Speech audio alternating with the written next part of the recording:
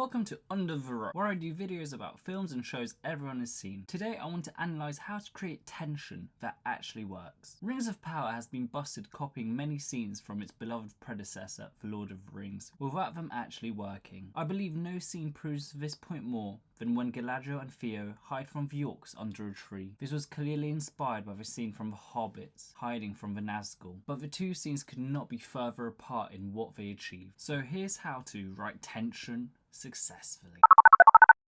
Firstly, let's start slightly before the actual scenes to see how they are set up. Galadriel and Theo were walking through the forest having a heart-to-heart when they hear the orcs and hide. To help illustrate my point, let's take a look at how the characters' emotions change using this model of emotions I borrowed from my psychology degree. Our characters go from upset from talking about their loved ones to stressed because of the upcoming danger. This is a relatively tiny shift, which results in the audience unconsciously misinterpreting the impact of the tonal shift. It's like when driving a car. If you go from 10 miles per hour to 12 in 1 second, you don't noticeably feel it. But if in the same time you go from 10 to 20, it's much more dramatic. That's because the change is not that important, but it is the speed at which the change occurs. Compare this to the Hobbit scene. Right before it begins, we see the hobbits being happy, making jokes and being excited about finding mushrooms. Then suddenly, there's a massive shift as the danger approaches. This massive change shocks our brain and exaggerates the situation to seem even more stressful due to this perfect juxtaposition.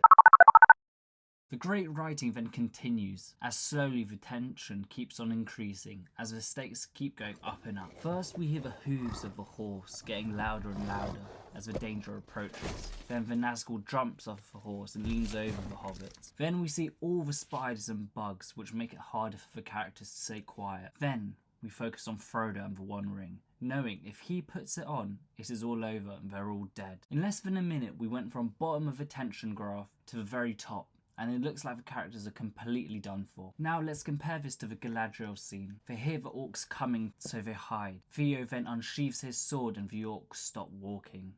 The orc walks closer and we focus on the sword. The first scene had building blocks that added onto each other to keep cranking the tension up and up and up, but in this one it just remains constant until the scene is just done. You can see how similar the scenes are even with the changes in focus. However, in the first scene, where we look at the characters, they are sweating, there's clearly fear in their eyes and the audience can connect to those emotions. But in the Rings of Power, their facial expressions don't change. Yes, they made Theo do a small gulp, but that is not enough if we are meant to be scared with these characters. You also see them focusing on the sword like they did on the ring in the original, but this has no impact. The One Ring could be detected by the Nazgûl. If Frodo got persuaded into putting it on, it would have been all over. But this is just a sword. It was silly enough that unsheathing it was loud enough for the orcs to stop walking, but it adds nothing else to the tension of the scene. So why focus on it? If you are still here, what film do you think was great at writing tension? We then get to the end of a scene where the orc says he only smells ash and walks away. This was a massive no-no. Not only did they show that the whole scene was an unorganic way at attempting tension, because he didn't smell anything the whole time, didn't see anything, didn't hear anything. Why did he stop to have a look? Was he stopping every 10 minutes just in case? But it also made the main characters so static that the scene did not have to be in the show at all. Compare this to the ending, where one of the hobbits is a dynamic character and throws something as a distraction so that they can get away. Not only further developing the character, but also giving an interesting way to resolve a conflict. Again, dramatically changing the tone from stress to relief, instead of the gradual decline the previous scene had.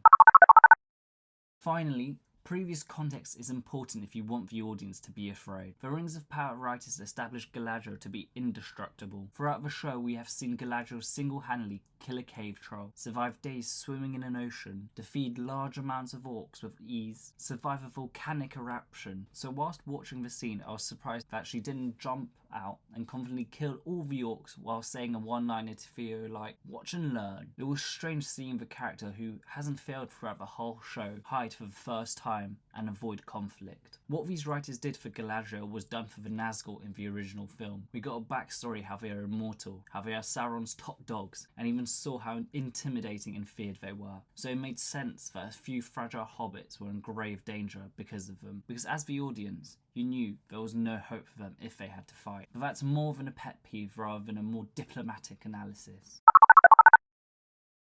So to conclude, To not fail at writing tension, it helps if you have a massive tonal shift to emphasize the stress of your situation. It helps if you keep adding more and more stakes until you quickly release it through a character action. And it helps if you don't make the character an unkillable machine that the audience doesn't have to be worried about dying. If you enjoyed this, I have a similar analysis on why Black Adam failed, so check it out, or subscribe for more videos in the future.